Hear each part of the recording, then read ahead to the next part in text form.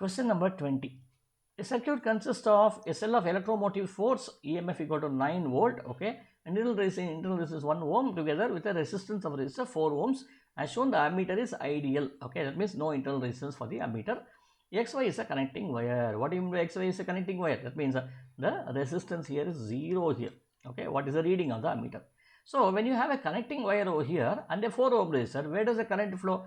All the current which is being drawn by the battery, like this, all the current drawn by the battery here, it comes here, it sees two resistance path, right?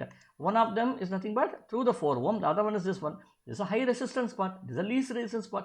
All will try now to move in this way, so no current will pass here. So therefore, this is one full circuit over here. This circuit is of no use to us, okay? It's like an open circuit now. Now let us find out what is using Ohm's law or Kirchhoff's voltage law, will use it. So therefore, now what is the total voltage applied? 9. So if I apply it here, 9 should now be equal to, there is no resistance here, there is only one resistance here, minus I, or B is equal to I into, what is the resistance here? 1 ohm over here. So I should be equal to 9 amperes.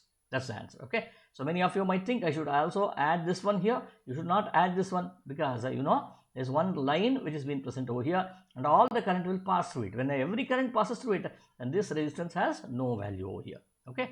So therefore do not add this. So therefore the answer is 9 amperes.